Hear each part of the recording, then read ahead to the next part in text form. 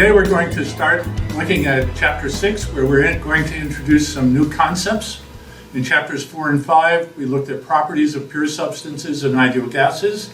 And now here we're going to look at first at constant property processes, such as a constant pressure process, and we'll look at it for a closed system and then for an open system. So for a closed system, we know the first law, Q is equal to delta U plus W, and W is equal to the integral of PdV, which for constant pressure, the pressure comes outside the integral sign, and we have this as P times V2 minus V1. Further, let's examine what the value of heat is for a closed system, and we come up with something unique. So if I look at the first law in differential form,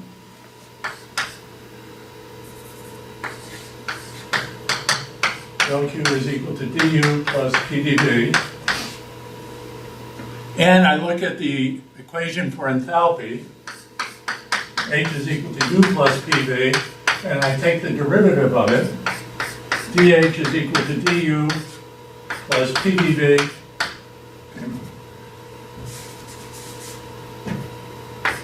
plus PdV plus VdP. So for constant pressure, the last term goes away. So for constant pressure, the last term goes away, and if I compare these two terms, I see that del Q is equal to dH. And so for an ideal gas, dH is equal to mc sub p dt. And for a pure substance, we have to look up the values of H1 and H2. Let's look at this process on a PV diagram.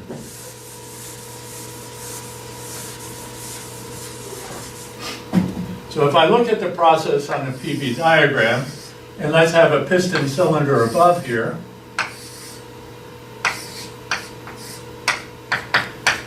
and so we have the pressure inside, and it's going to expand at constant pressure. So on the PV diagram, it's going to move from state 1 to state 2 at constant pressure. And so this piston would expand down this way.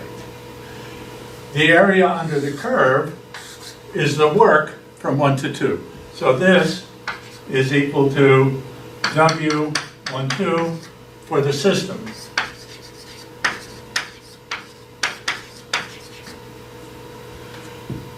The piston is moving against atmospheric pressure. So outside, you have P atmosphere, or P surroundings in general, but P atmosphere generally. And if we look at, put P atmosphere here, I put P atmosphere here, and I look at the work against the surroundings. So if I look at the work against the surroundings, so del W is equal to the integral of P atmosphere dV, or W surroundings is equal to P atmosphere times V2 minus V1. So I have this. So the net work in this area right here is the work against the surroundings. This is the net work, and the entirety is the system work. So work system is equal to work net plus work surroundings. What we're going to do now is to do some example problems illustrating these concepts. We'll do it for an ideal gas and a pure substance.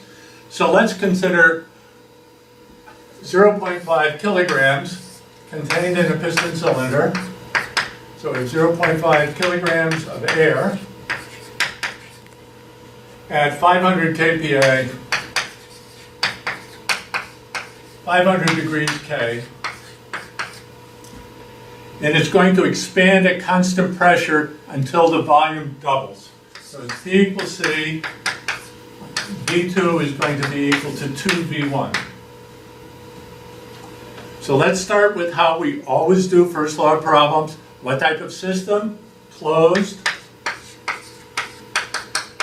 Substance, ideal gas.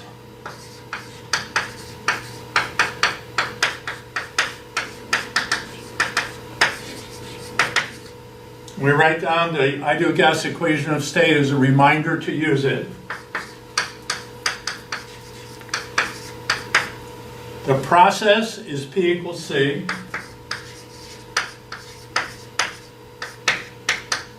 And is energy involved? Yes, so we know we start with the first law. So Q is equal to del U plus W. We know also for constant pressure processes that Q is equal to delta H.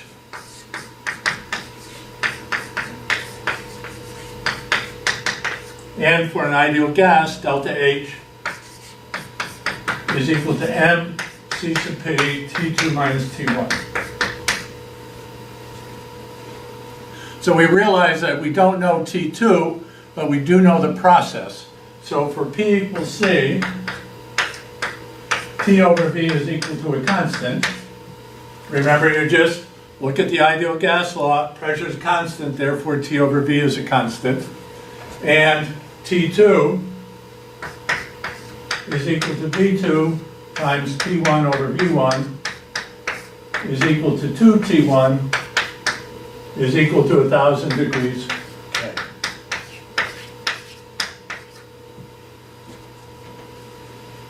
And now we can solve for the heat, and then we'll solve for the work.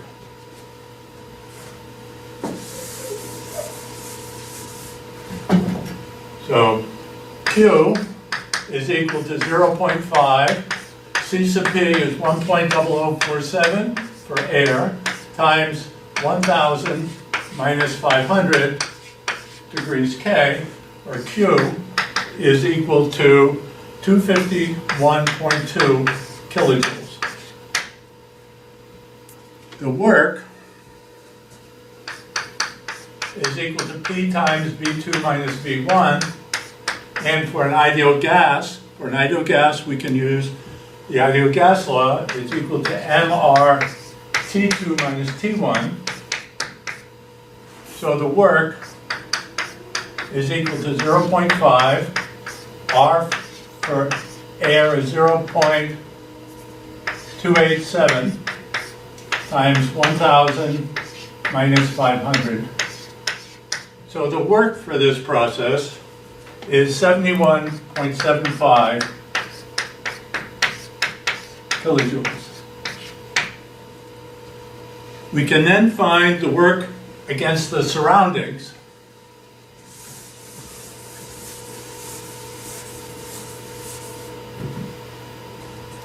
The work against the surroundings is equal to P surroundings times V2 minus V1, but we don't know V1, we know V2 is 2 times it, so let's solve for V1. And V1 is equal to MRT1 over P1 is equal to 0.5 times 0.287 times 500 divided by 500. So V1 is equal to 0.1435 cubic meters, and V2 is equal to 2V1 is equal to 0.287. And we can solve for the work against the surroundings is equal to 100p times 0.287 minus 0.1435, or the work against the surroundings is equal to 14.35 kilojoules. So if we look, we see of the 71.75 kilojoules, 14.35 went against pushing the surroundings back, and the rest was left at net work.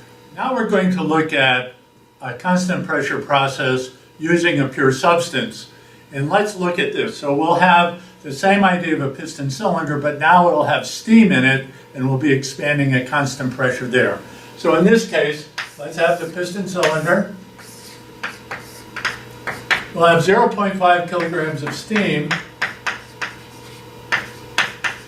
and we'll have the quality is 90%, and we'll have the pressure be 500 kPa.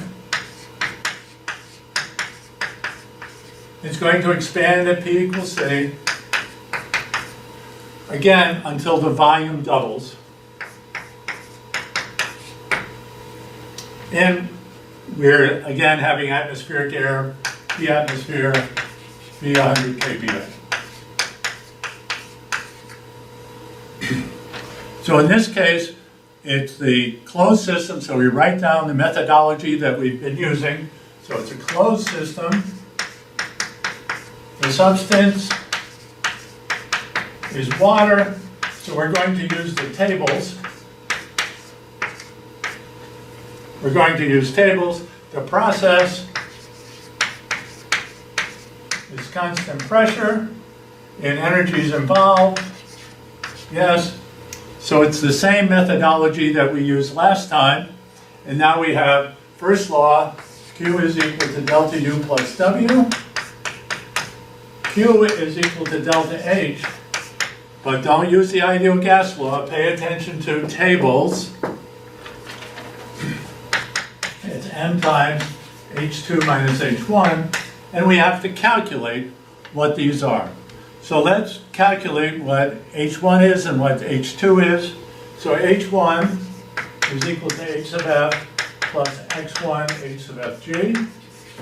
And if I look this up at 500 kPa, we have 639.78 times 0.9 times H sub Fg, 2109.2.